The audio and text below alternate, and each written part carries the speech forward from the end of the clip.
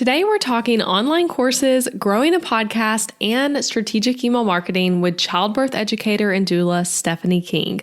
So Stephanie has had a huge impact on my pregnancy and birth journey, as you will hear us talk about because I've taken her course and am an avid listener of her podcast. She's the host of the Pregnancy and Birth Made Easy podcast, which is a top-rated birth podcast with over 2.2 million downloads and thousands of weekly listeners. And she's the creator of My Essential Birth and has two awesome courses, one on preparing for birth and one on preparing for postpartum. In this episode, you're going to hear Stephanie's journey from a childbirth educator teaching in-person classes to going into major debt, creating a course, and then all the way to where she is now as a successful course creator who's able to, work from home and do motherhood while running her online business. Plus, we go over tons of tips for growing a top-rated podcast, keeping listeners engaged, marketing your stuff from your podcast. We talk about marketing online course in general, creating quality course content, and also managing a business while being a homeschooling mom to 5. So I think you guys are just going to absolutely love this conversation. And it's especially fun hearing from someone who does sell online courses, but is not business to business, but instead has a business to consumer business. And we talk about some differences in that as well. And if you're listening to this as it comes out, we have a really awesome giveaway for you guys where one Breakthrough Brand podcast listener is going to win access to Stephanie's incredible birth course and also a one-on-one consulting call with me to go over starting a business, building a business around motherhood, planning maternity leave, whatever thing you would like to talk about. One person is going to get both. That's over $500 in value, and I cannot wait to see who wins. You can get all that information linked in the show notes. It'll be on our Instagram account. So anyway, I hope you enjoyed this conversation. I learned so much from Stephanie about marketing in this conversation. I think you will as well. So here's my conversation with Stephanie King of My Essential Birth.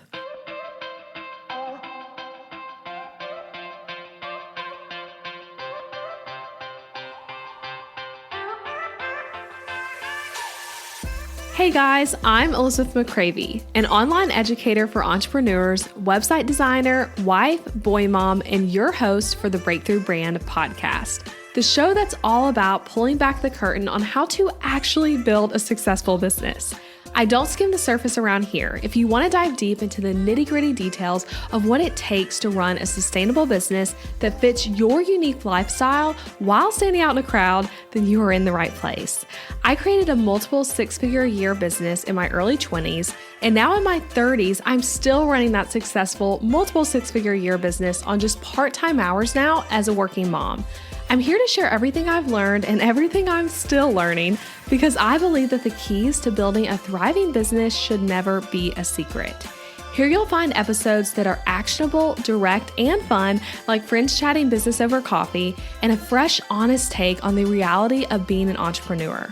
If you're ready to master online marketing, website design, personal branding, mindset, time management as a busy parent, scalable and passive income, and business strategy, then this is the podcast for you.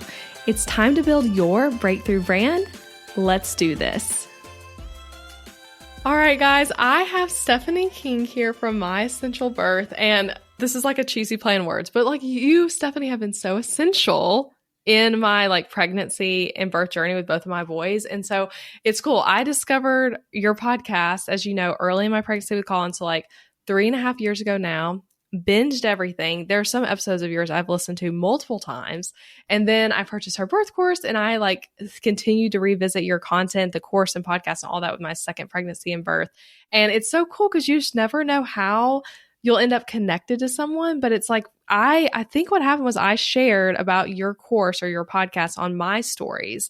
And then you ended up seeing me on Instagram, checking out my stuff, and then became a listener of my podcast too. And then you were in the membership when I had that, and we've done consulting together. And so you've just been such a blessing in my life through all your content. And so anyway, it's really fun to get to interview you today about something I know you don't talk about as much, which is all your business smarts and savviness. So anyway, welcome to the podcast, Stephanie. Thank you. Thank you so much for having me. And yes, you had posted, and this was earlier on in my business too. So you had posted on Instagram And I clicked over and I was like, oh, wow, she's got a decent amount of followers. But then I noticed too, I'm like, oh, she's friends with the woman that we were taking business coaching from at the time. And so I was like, Liz, like, what's your connection? And da-da-da. And you messaged me back and I'm like, wow, she's got a lot of followers, but she's also taking time in her DMs. And yeah. And then one thing led to another and I did. And I think you had posted something in your stories. I started following you out of curiosity, right? You posted something in your stories that was like motherhood and business or whatever. And that led me to a podcast. And I'm like, oh my gosh, I love Liz. Yeah, it was great. I love that. Yeah. It's like so fun how people get connected. Yes. So tell everyone though who you are and what you do in your business and a little bit about you and your family. Yes. So my name is Stephanie King, and I am a childbirth educator and doula, but I'm also an online course creator. So you found me through the podcast. I have a top-rated podcast for birth. It's called Pregnancy and Birth Made Easy. And then my company, or the name of the birth course too, is My Essential Birth. So it's online birth education, and I get to serve women all over the world doing that.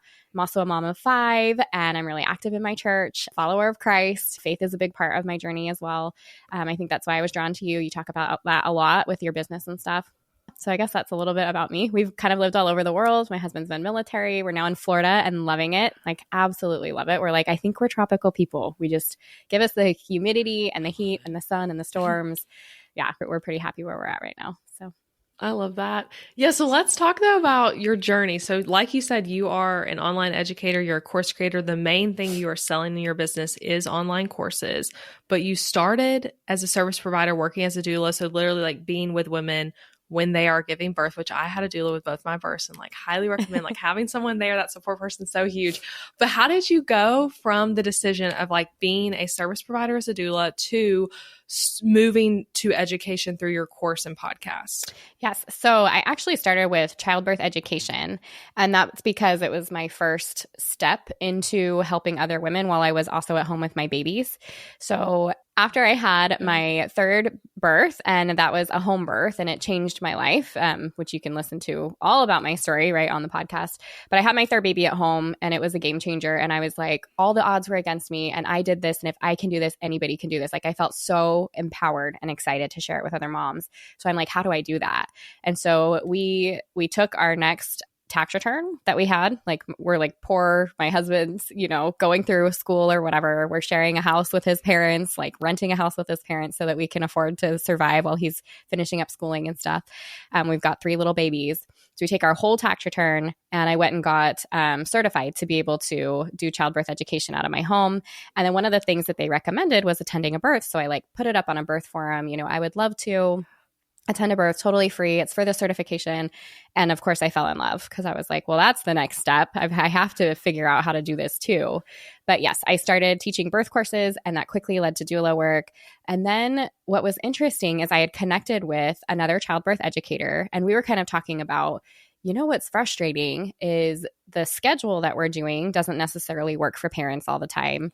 And so all the people that want to come can't come, or I'm only offering it this many weeks. My house only fits this many students. Like, sometimes I either have to run a second class that's not as full, or, on a second night when that takes away from my family, or people aren't able to take this course at this time for me. So I was actually running into some good problems that a business owner would have, whereas like, I need to be able to offer this to more people more often. So that's kind of what sparked that idea. But it was another childbirth educator that came to me. And she was, we were business partners together. Her name's Courtney. And she approached me and she's like, what do you think about, bringing something online? And I do believe that, this is how our Father in heaven works. This idea had been planted just a couple weeks prior, where I was looking over the content of what I was teaching. And by that time, I'd been doing it for a couple years, and I had really expanded it at that point because I had all this knowledge. I had taken these other trainings. I had attended all these births. And so what I was teaching them was all of the core content that I was required to teach. And then they were getting all this bonus content from my knowledge and experience. And I remember reading through the content, and I'm like, there's so much more that I have to offer. And, if I could redo this, this is what I would do. And then she approached me. So it was kind of just succession of what was supposed to happen. And even at the time, I was in my first semester of midwifery school because, right, that's the natural next step to getting involved with birth work. But it was taking a lot of my time. And I remember looking over at my little guys playing on the floor, and I'm like, I'm going to lose all these years. Like, they need me here at home right now.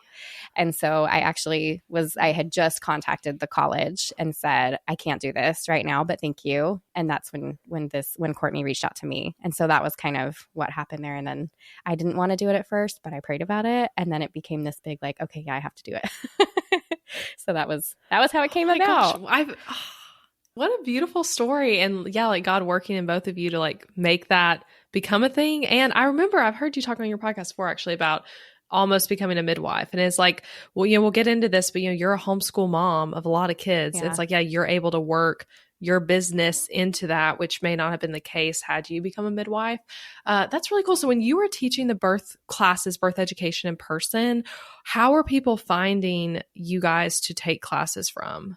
So we had certified through somewhere that they put our stuff on their website. So that was one way. I got very few students that way, though. The majority of my students, It was the hustle of like, I'm going to go to every birth center. I'm going to start attending any birth meetings. I'm going to show up at La Leche League so that people can tell their friends. If there were like homeschool meetings nearby where kids got together for play groups and stuff, I talked about it there.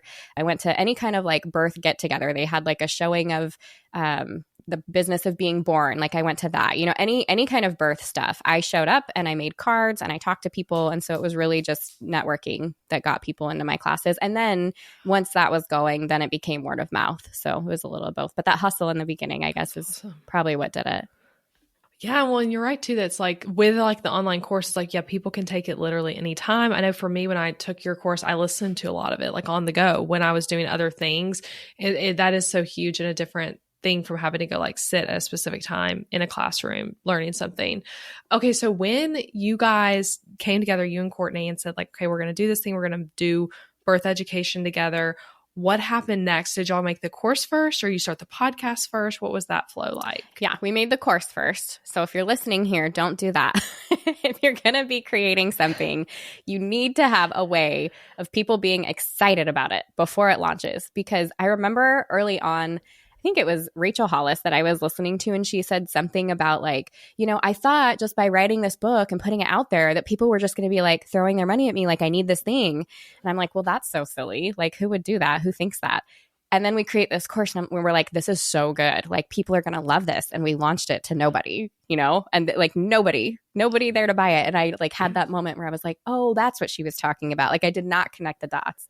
So, but yes, we created the course first. We had a very clear vision of what we wanted to do. And that included the quality of the content, but also the quality of the video. Like if you've seen our stuff, it's very well professionally done. We also went into a lot of debt over that, which I highly recommend you do not do. Like this is like, we had our vision and we completed that vision, but we did all the things that you could do wrong. We did that the wrong way. So the course went first. And then after we launched it and nobody was interested in what we had because they didn't know about it. And we like beta tested and we did discounts and all kinds of stuff. Like we didn't have a social media following, nothing. Then we started the birth course. So that came about 6 months later. And you may have heard some of that story before, but when we launched it, a couple hundred people, right, within the first month, like those were our downloads. And then the next month was a little bit more.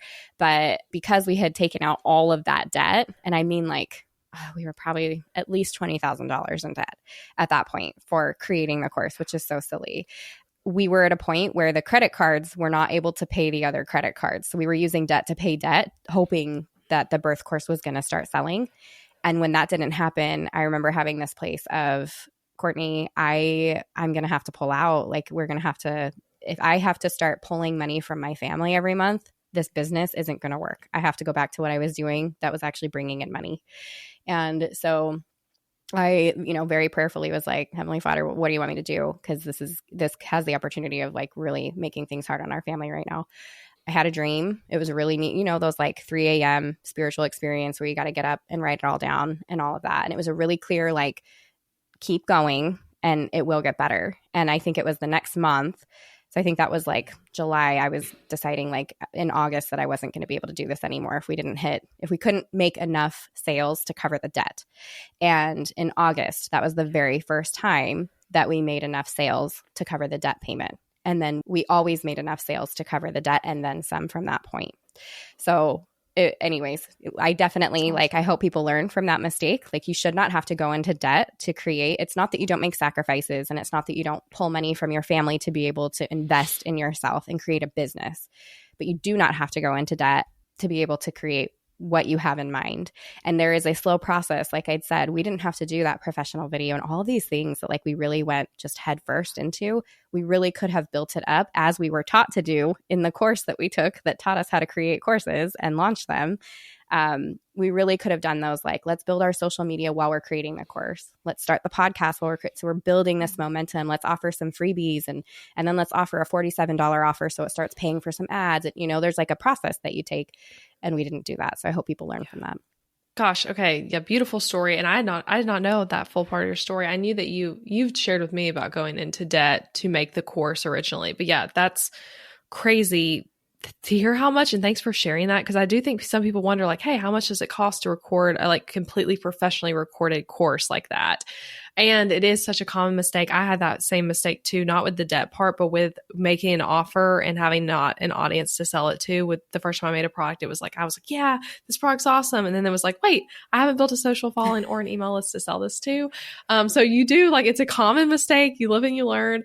I'm curious if you were to like redo it. I know you kind of alluded to this already, but like, would you, I guess, start the podcast first and then make the course filmed with slides at home and recording it yourself? Or would you still do the professional recording the first time, but just start with the podcast first? Like if you were to give advice to someone about it. Yeah, I think that would be a preference and kind of where your budget is at. I could see it going either way. But I think it makes complete sense that while you are just getting started and to not have to spend a bunch of money in the beginning to, yes, start some kind of social following, whether you're going to choose Instagram to be your thing or you have a blog or you have a podcast, whatever you're going to use to grab your email list and nourish them every week, whatever you're going to use for that. And then create the content while you're doing it and do something that is cheap and accessible and also like full of really great content. It's going to match the information that you're giving out in all those places for free.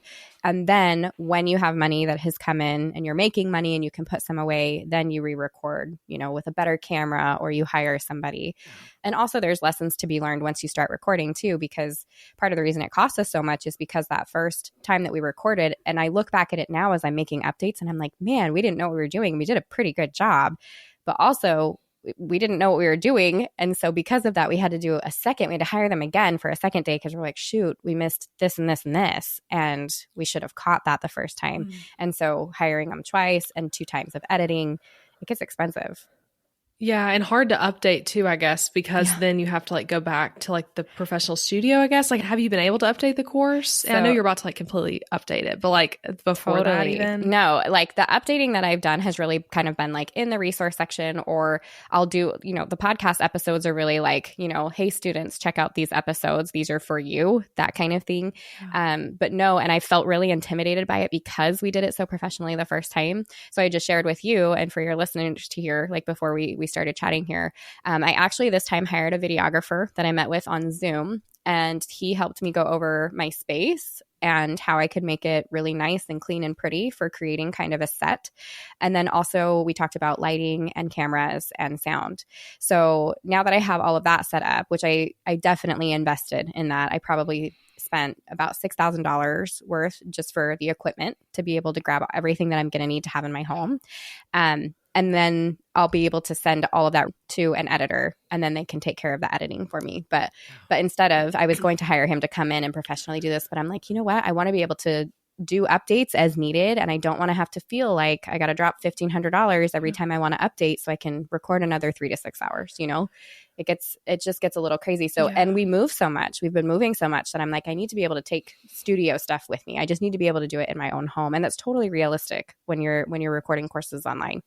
Yeah. Well, yeah. And you being a busy working mom, it's nice for you to not have to like set aside like 2 days or 3 days or whatever to do it all, but more do it on your own time. As you have energy and excitement around a topic, and then you have all the stuff there. Right. Like you're saying, you send off to someone that does feel like, yeah, like a really good fit. And okay, like, so spoiler stuff for everyone, but like you you went from this story where you're saying you launched the birth course and there was no one there to buy it, which is like so crazy to me, because like now you've had over 1,500 students, and it might actually more than that. We were struggling a little bit. You're finding your stats exactly. But we were talking to we're like, how many students has Stephanie had? No one knows. A lot though. Yeah. And over 2.29 million podcast downloads. So just like incredible, going from, hey, I'm not sure they want to buy this, to all these students, and having such a like top ranked pregnancy and birth podcast. I'm curious, just to kind of pivot for a moment to talking about the podcast. You have grown a really successful podcast. I mean, again, for anyone who's pregnant or thinking about birth and like interested in learning that stuff, I can't recommend your podcast enough. It's so easy to listen to, engaging, really, really informative. I'm curious what tips you have for growing that podcast listener base the way you have, that you could translate to someone else's business. Yeah, I think if you are really educated in whatever you're teaching and you make it fun and interesting, then you'll have access to all kinds of people.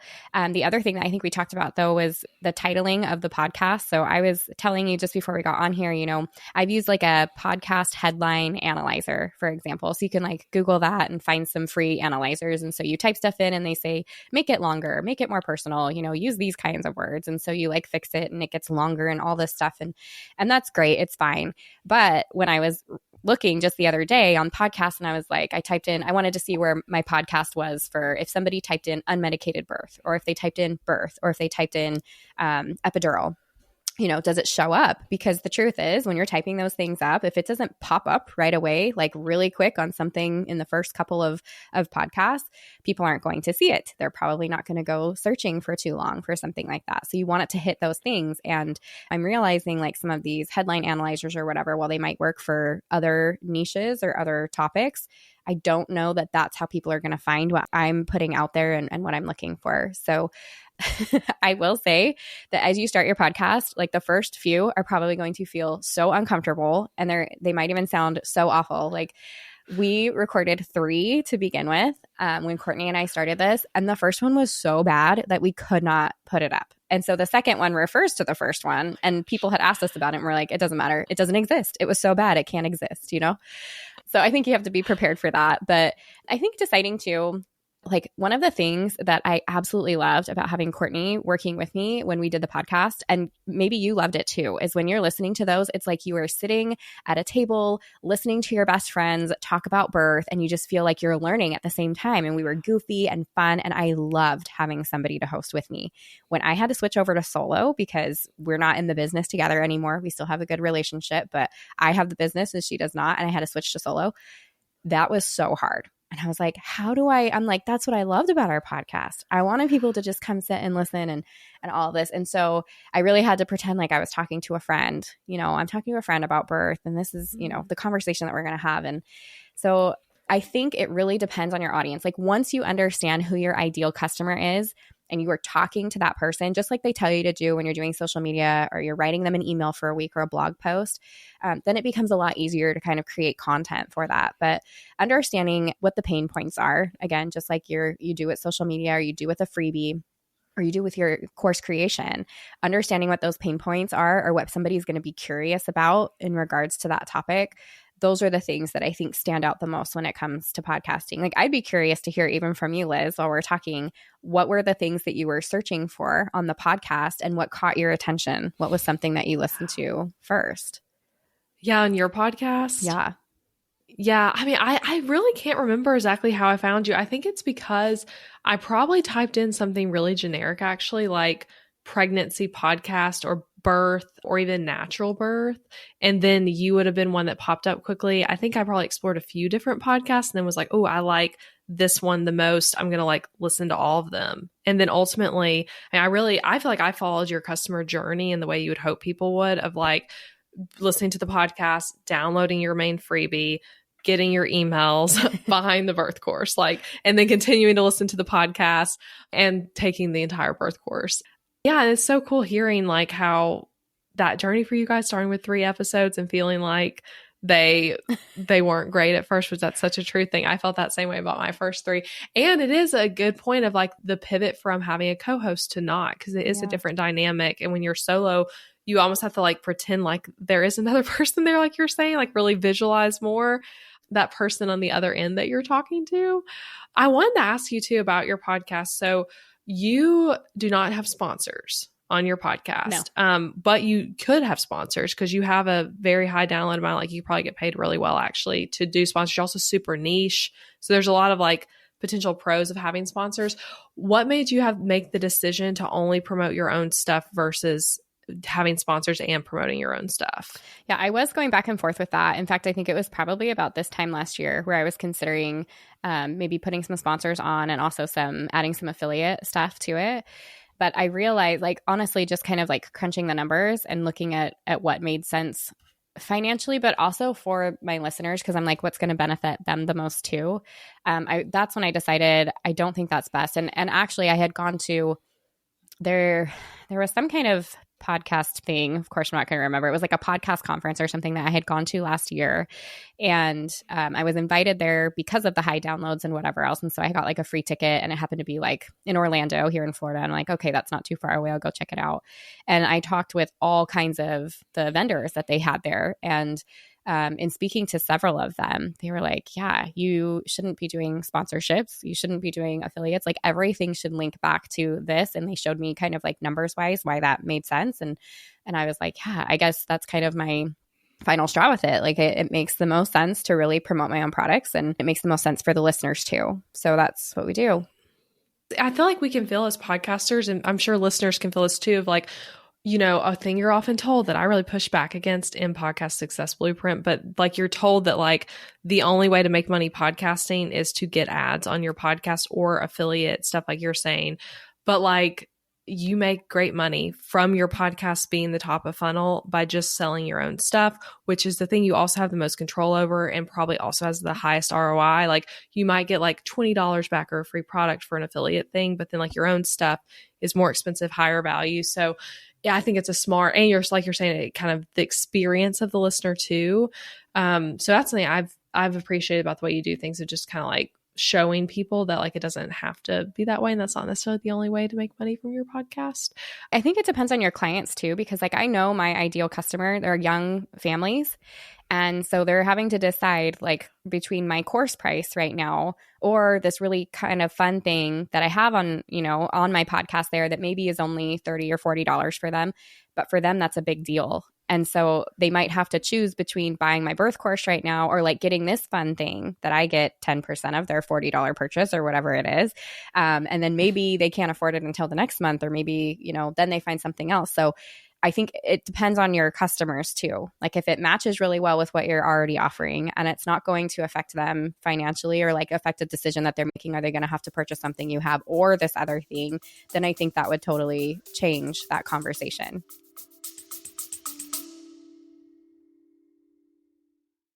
Interrupting this episode with a suggestion for the small business owners listening.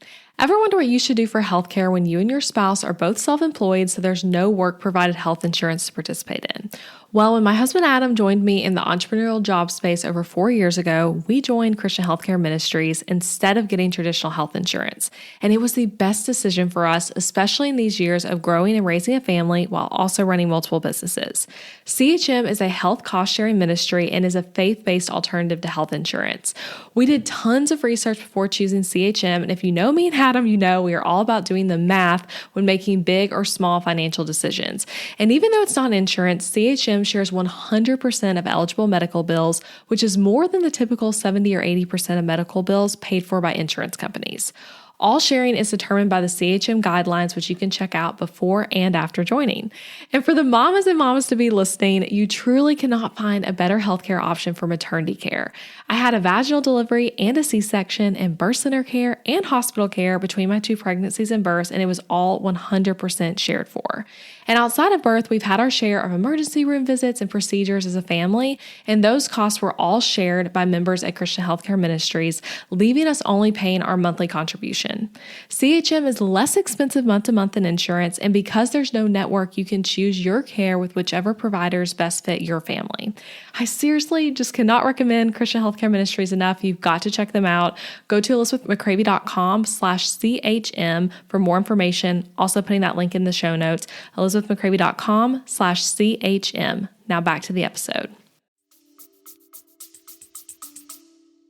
That's a good point. Yeah, it's like a competing product really for you to like recommend other stuff potentially. Yeah. Another thing too that's unique about your business, and the podcast, links to this, but like you have to attract a new listener and then therefore also like a new customer at like the exact right time in their life, which is that's different from a lot of listeners. But some people listening do have that same situation, right? Like for you, it's like maybe someone who's trying to conceive or already pregnant or in postpartum for your postpartum course, but it's like outside of that time frame, they're really probably not an ideal listener or customer. So how do you feel like that changes the way you market? The nice thing about that, with it being pregnancy and women being so involved in that experience in their life, is they really go searching within those 9 months. They are searching for everything. They want to learn all the things. How big is my baby this week? Why do I have this symptom? And then as it gets closer, maybe with like, I always say this, right? Like maybe with the second babies, that's really where people, I think, start researching a little bit earlier. Not everybody. Some people dive in right away with first baby, and I absolutely love that. But a lot of times it really is those second babies. But so if like a lot of my first time moms, it's like they're finding me like, I don't know, 30, 32 weeks. I'll have people jump in 35, 37 weeks. And it's because it's like we've ignored it long enough. And now all of a sudden it's like, oh yeah, baby has to come out. There's no escaping this. There's no getting around it. So I better look into it. And then it all kind of goes along with that. Like we can talk about kind of the lead magnet that I use right now. And I'm probably going to be adding another one or switching that up in some way, because that it might not be for everybody during birth and stuff. But something that was told to me, I think at one point I had hired somebody to do some ads, and they were the same people that were recording my podcast at the time. And so I was like, yeah, sure, let's give it a try. It was fine. I wouldn't do it again. Lesson learned. But they told me, they're like, your people turn over like every 9 weeks because of that, because of the fact that it is pregnancy, and because it's so, they're like, usually maybe it's like 6 months or whatever, however many, but they're like every 9 weeks, like 6 to 9 weeks, you like have new people looking at your stuff, and this is why. And so I was like, well, that's actually really valuable because it gives me an opportunity to reuse content more often, but also like put it into new light, say it a little bit differently or something like that. And so that was helpful with me and especially when you get started, like with podcasting, I don't know if you felt this way, but I'm like, oh my gosh, like I'm 6 episodes in and I feel like I've shared everything. I don't know, like I'm out. I don't have anything else to say, and now we're coming up to like 300 episodes at this point. And you're like, no, you could talk all day about this. And there's actually stuff to say all the time, but it is helpful to know like, yeah, how often your audience switches over and then how you talk to them. I do sprinkle in some postpartum stuff. You've seen that. And now I have a postpartum course, which was kind of what women in the birth course were asking for. So it's really important to listen to your audience. But as far as like talking to current customers, it's really like I have that ideal customer in my head and I talk to her all day long. And I talk to her as if she's always this pregnant, or I talk to her, for her first trimester or for her second trimester. And that's just the conversation that we have back and forth. And as long as I'm talking to that one person, then everything else kind of flows. That's so smart. And yeah, the reusing content, like, oh my gosh, I had not even thought about that angle for your business of how it is like, you're always turning over in a sense who's coming and discovering you, and they are always in the same place, generally speaking, of like being pregnant or postpartum or trying to conceive potentially. With the reusing, actually, let's talk about this. With your podcast, like you said, you're close to 300 episodes, so like a lot. Do you feel like people go back and listen to the early episodes when they first discover you, or do you feel like I have to like talk about the same topics again in a new light? Do you ever re-air old episodes because of people not going all the way back? How do you handle that? That's a great question. I have people who are like diehards, right? Who they're like, I've listened to every episode and I think I listened to them twice. And you're like, that's amazing. Because right? Because there's over 200. Like that's a ton of episodes to listen to. Good for you. And then you have people who they'll just catch like a topic that they need here and there and they start listening and they love it. And then they listen from that point on. It's a matter of like talking to them, like I said, wherever they're at. But I do think I cover enough topics that it breeds curiosity in the rest of the experience. experience. So if I'm talking about induction, or I'm talking about being over 35 when you go into labor or whatever, that conversation is going to hold true for the majority of listeners. It's going to pique their interest enough that they're like, I need more information. And so whether that's they're looking for more information on the podcast, or now it's time to jump into the birth course, that, you know, the price is right or whatever, or they go on the website and they read through like all the different topics. Like, I love the way she talked about these 2 topics. I would love for her to put that, you know, really nice and clean in an organized fashion. I think they come in different places, but either way, when you're talking to that ideal customer, no matter what, like if you can have that good conversation with them, then they're going to have some kind of interest in something, whatever else you have to offer that's going to make their life easier. And oftentimes, you know, that can be in the form of a birth course or a course, an online course. Yeah. How do you move people from the podcast to the birth course? Like, how are you kind of talking about it, Sally? Because that's a mistake I think a lot of people can make is they start a podcast. Maybe they have a course or a product of another type that they're hoping to promote for their podcast, but then they never talk about it. So then it's like people are just like, oh my gosh, this free stuff's great. But they don't realize there's necessarily a second thing you have to tell them. And you have to remember too, a lot of people don't look at your show notes. They are literally just listening to the audio. And I feel like you do an excellent job of like pushing the birth course in a way that does not feel like, oh, she just wants my money or anything like that. It feels more like, oh my gosh, I'm like, this is really helpful. I know this thing would be helpful even more so. How do you feel like you do that in a way that translates so well to women listening? So one of the things that I have the benefit of doing now that I've had students through my course is I have the birth stories on the podcast. And the majority of them are my Essential Birth students. And so what'll happen is they'll have a baby and they'll share their birth story in the Facebook group, and I'll read through it and I love it. And so we reach out to them and we're like, hey, this will absolutely serve all these people. How would you feel about being on the podcast? We also have people that reach out to us all the time. Can we be on your podcast? You know, all that kind of stuff. But within that interview, I ask them certain questions like, how did you prepare? Tell me how, like, you and your husband signed up for the birth course at 25 weeks. You know, how did you guys use it and prepare? You know, so it's people are kind of like following along with their journey, and they're like, oh, that, you know, that would be helpful for if me and my husband went through this together, or we tried this exercise, or they talked about this. Like, I want to know more about that. And then same thing at the end, I ask, you know, what are your I have these like final questions, like what's your best advice for moms, best advice for dads? And a lot of that kind of like ties back into it's the feelings that initiates in people or that brings up that really, like, I don't know. I just feel like feelings are so powerful. And especially when you're sharing something so personal and so sacred, it portrays that for somebody else too. Like they can put themselves in that place and say, that is the kind of experience that I want to have. And so that's one way that I do it. And I do birth stories like every 4th episode, and I do them because I love them and I want to share birth stories with the world. I think it's so useful and so beneficial. And it's also a great place to, I don't have to say a thing about the birth course because we're talking about it in between, and I don't have to bring people on. The other thing that I do though is I will do dynamic ads. We kind of talked about that. So like if I have Mother's Day coming up or Black Friday, those are kind of like the 2 big ones, like a spring, fall kind of thing. I do, I'll throw those in there like Mother's Day bonus, and you get these 3 bonuses when you guys sign up by this time, and then we extend it. And so that brings people in that way. That's certainly a way I do it. And then the other way that you've probably heard me talk about it is, well, I'll read testimonials that include like, and I bought the birth course and I love it. So that's helpful.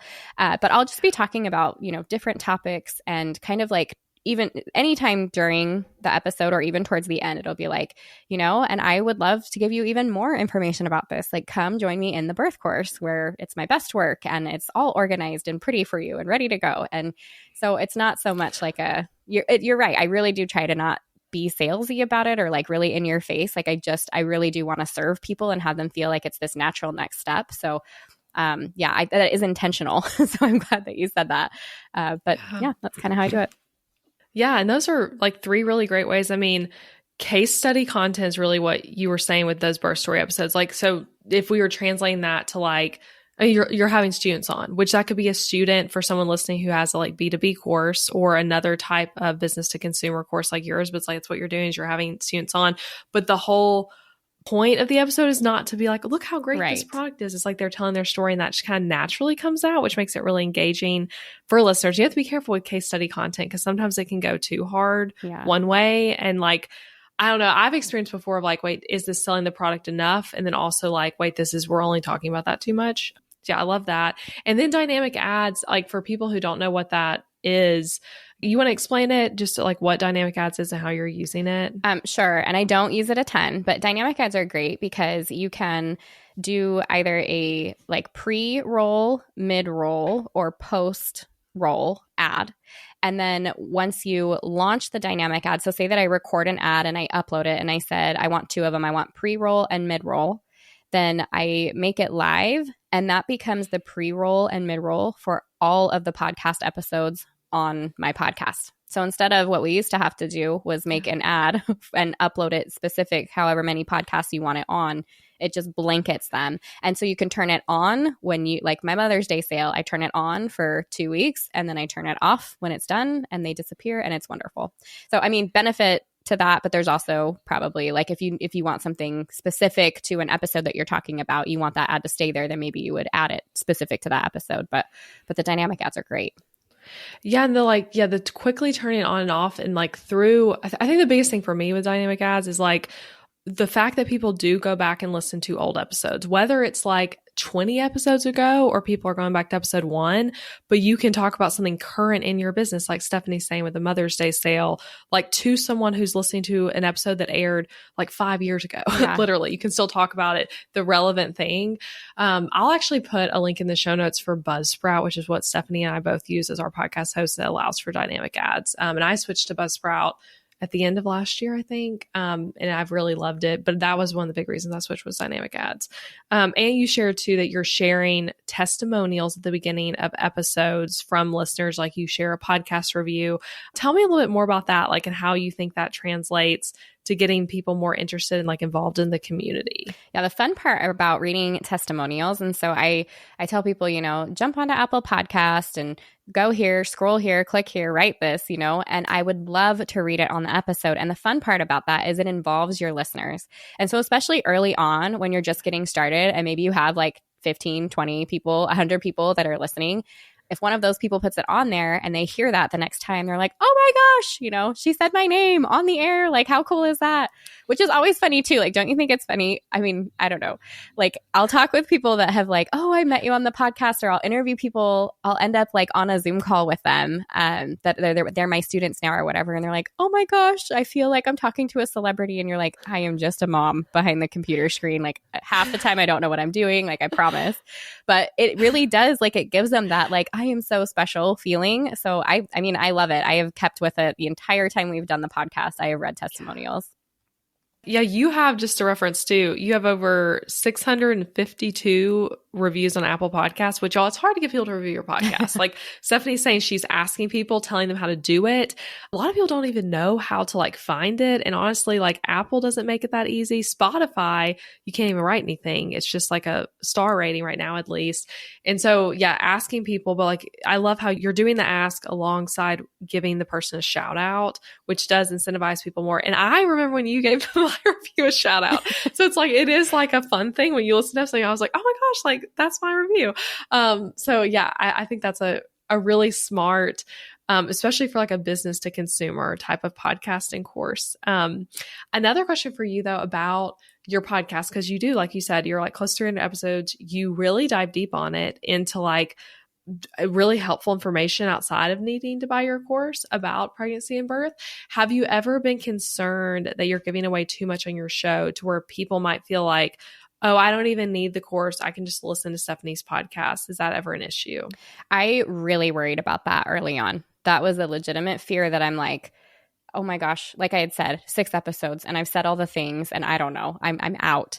But I do think when you are offering value to somebody's life, I mean, the benefit of taking any course, right? Like you can get all the freebies and listen to all the podcasts of whoever's talking.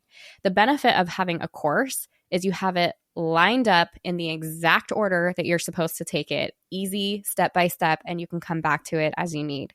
And so I did have that fear in the beginning, but as time went on, I realized, I mean, you could talk about birth or anything with anybody's course all day long. Even if you do give away all the content over time, someone is going to be really, really happy that you put it in a perfect order and they don't have to go through, hundreds of podcasts or blog posts or emails to figure out exactly what they're talking about. I hope that by the time people take my birth course, they have some kind of education that they've learned along the way that's going to make you feel that much more confident.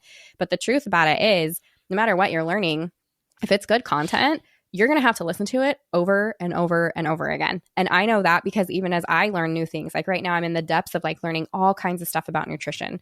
And I'm like, man, you forget, and I'm taking a course, right? You forget that like you have to hear it like 10 times before it just becomes part of your, what you think about when you're thinking about a certain topic.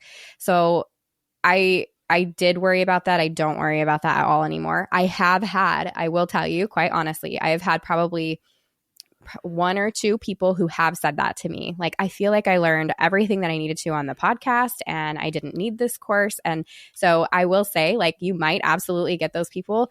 The other like 99.9% of people that have taken the course have been like, that was so awesome. And thank you so much. So don't get hung up when people have their opinions about things and don't let it take you down because it's just going to happen, right? Like there's just no perfect way around that. So yes, it has happened even, and it still is totally fine.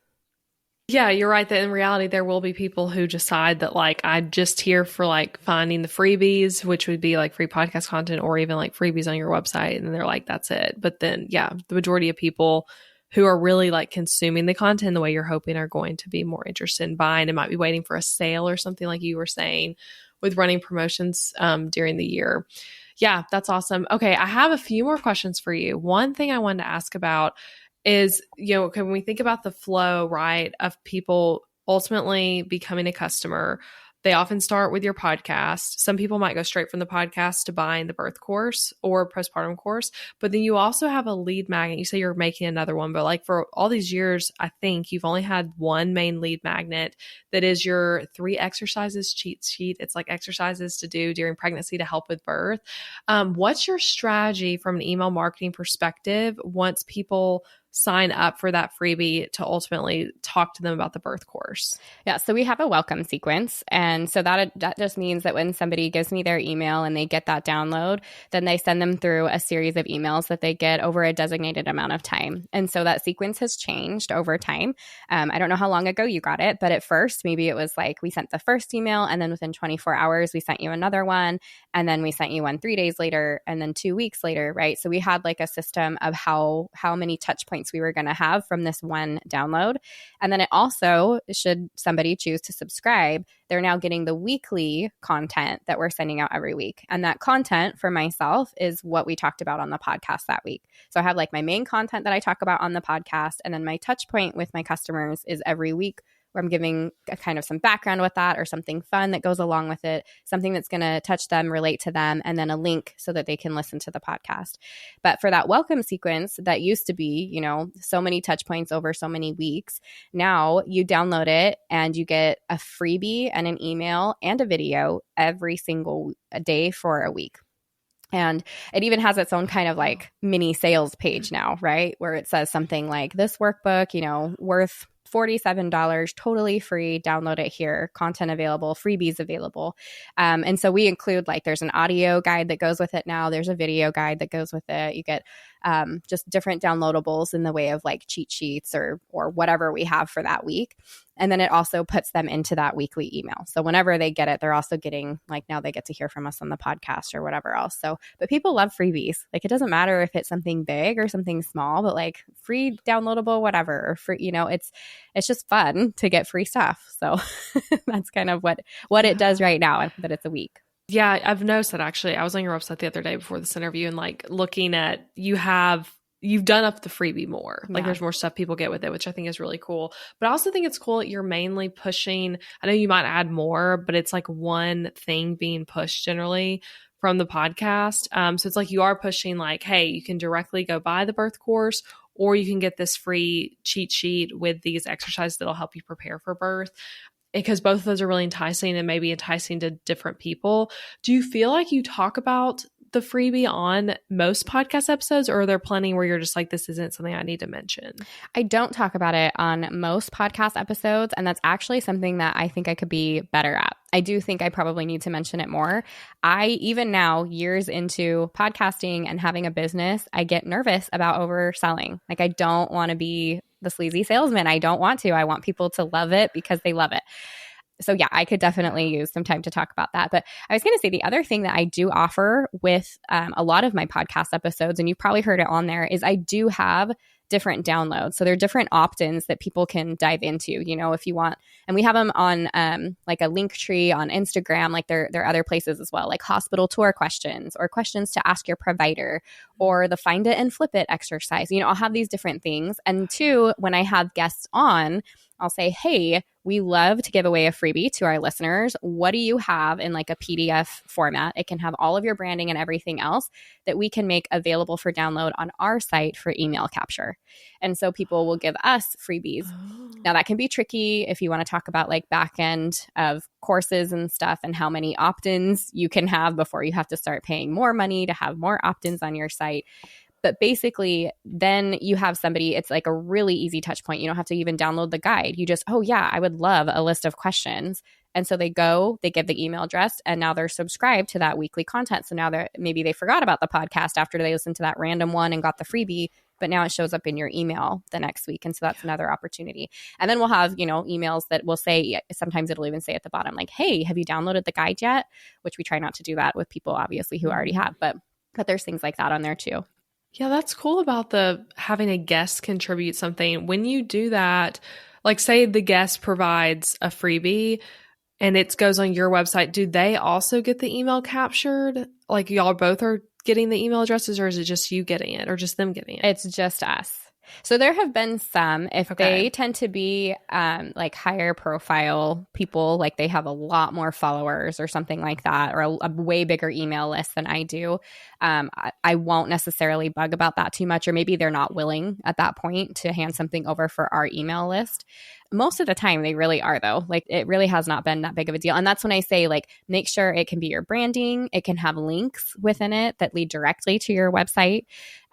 So there is that, but no, we do ask that it's for our email capture. And that's actually something I learned early on from another podcaster that was her recommendation. And I thought that was pretty good. Yeah, that's really smart, because I feel like a lot of times we assume that it's like you need to ask like, hey, do you have a freebie at the end? And then it's just like the person shares their domain name with some freebie, but it's like, yeah, like put it on your website. And then they are also getting promoted because like you said, you're allowing them, if it's like a PDF, to have links in it and whatnot. I really like that as a strategy.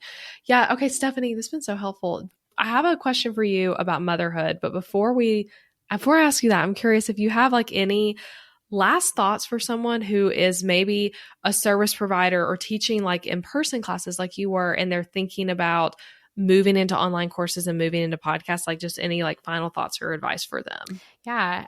It probably is just dependent on where you're at in your life. You know, it made sense at that time for me to push things to an online platform, even though at the time to be able to do that, I had to give up what I was currently doing to being able to bring in money for my family. So there's certainly sacrifices to be thinking of. But if you have a service that will benefit many, many people, and this is your way of being able to do that, like in a bigger platform, then yeah, I think like, why not go for it?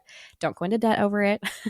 That if you can start small and see, you know, I don't know, I feel like that's the big thing I want to say to like all women is you have so much to offer. You probably don't realize it. We all like rank ourselves here when we really do have a lot to give. So if you feel like you have a service that can really benefit other people, yes, I highly recommend going for it.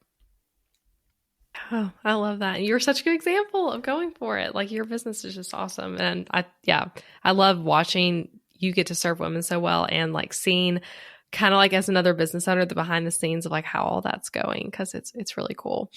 Okay. What does motherhood and work look like for you in this season? Because like, I know you're a homeschool mom, lots of kiddos. So kind of curious if you could just share any like kind of what your work life looks like, and then any advice for other moms listening who are balancing business and motherhood. Yeah, this season, I'm glad that you said that, because it's so different from where I started, 5-7 years ago. And this season, I have 4 teenagers and one who will be a teenager in another year and a half. So we're just full blown crazy. I know that you and I talked about this recently, but we did just adopt 2 of our nieces. So that's where the 5 comes from, because I have 3 boys and then now we have 2 girls. And so I really had to decide this last year, where's my time and energy going to be spent? And so for a while, I completely backed away from my business. I do have 2 incredible virtual assistants, and their hours have fluctuated. I have one right now that, I don't know, it's probably like 5 to 10 hours that she does in a 2-week period. And the other is a good 10 to 20 hours in a 2-week period. But that varies depending on what we need. So when I had to back away, it was really nice to say, okay, you guys take over all of this stuff and I am just going to be podcasting. That's really what I was doing at that time. And because my business had been built up well, it has been fine. It really has kind of carried through, and I've been able to step back and be mom and homeschooling and all of that kind of stuff too. Now I'm feeling like I'm ready to ramp up again. I'm ready. I'm, working on these course updates. We're really close to re-recording now, and we're going to push all of that back out. I'll probably be scheduling another consulting call with you, right? As we're looking at, should I change my branding and maybe this template and, all that kind of stuff as it comes back out. But yeah, as I'm sharing right now, we're in summer and it's I'm working a good 40 to 50 hours right now and completely ignoring my kids. I can hear them in the other room. I make sure that they're fed. We do scriptures together, but they know mom's working for a bit. And then as school is coming back up and we're talking about homeschooling, and I have 3 in high school this year, we're going to have to focus a lot of time on making sure that they have what they need. Something that's really neat though is the oldest girl is actually totally considering becoming a midwife. And so I'm looking at my life, coming full circle. And I'm oh my gosh, how cool is this? So we're talking about how do we graduate early and get started on these prereqs and, make sure we have a car and a license so that we can do these things. So the conversation changes over time. But what I love about having an online business is it can fluctuate with me as they need it.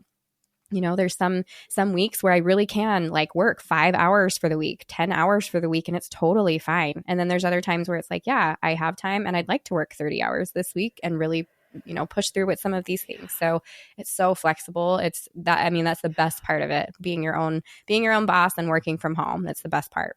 You still get to be mom. Well, yeah, you're right that your business, we have similar businesses in so many ways, but it's when you're selling products and you built it up to a certain point, you can just do the thing you do best, which for you, you're saying when you're not building a new product, which now you are, but it could be that you're just showing up and you are being Stephanie recording the podcast. And then there are other things being taken care of behind the scenes. So you can kind of just focus on that one thing. Then when you make new products, it can be back to a more hustle season of doing updates on products or new things or whatever it is. Yeah. I love that though. And love how, you're such a good example. I feel like I could ask you a million mom questions. I'm going to stop. So we can not take too much of your time, but it's so cool watching you do that too. And with homeschooling, I'm your hands must be so full, but full of good things. And really cool that your business fits into all that so well. Okay, Stephanie, this has been wonderful. For people listening, thanks for listening all the way to the end. But also, we'll put info about this in the show notes, but Stephanie and I are doing a giveaway together, and this is the first time she's ever done this. Y'all, she loves Breakthrough Brand podcast listeners, but she's giving away her birth course to one listener of this episode. We will put information about that again it'll be an Instagram giveaway, but we'll put info in the show notes. So as you're listening to this, just go to show notes and click the link about that. And I will also be giving away with that. So we're giving away Stephanie's birth course and a one-on-one consulting call with me where we could talk about starting a business if you don't have a business yet, or about, maybe planning a maternity leave, planning things to make your business more friendly to having a baby, maybe added to the mix if you are pregnant and giving birth soon. So anyway, we're excited about that giveaway. Thanks for so generously doing that, Stephanie. And can you tell everyone though about where they can find you, connect with you, and all your stuff? Yes. So you can come listen to me on the podcast, which is Pregnancy and Birth Made Easy, anywhere that you listen to podcasts. The website is myessentialbirth.com, and we've got freebies and courses and all of that stuff. And then all of the social media is at My Essential Birth. That's TikTok, Facebook, and Instagram. Awesome. Thank you so much, Stephanie. This was so fun. Yes, I agree. Thanks for having me, Liz. You're amazing. Thank you so much for listening to the podcast today. I hope you got so much value from this episode. If you're a fellow podcaster or you hope to start a podcast in the near future, then you need to check out my program, Podcast Success Blueprint.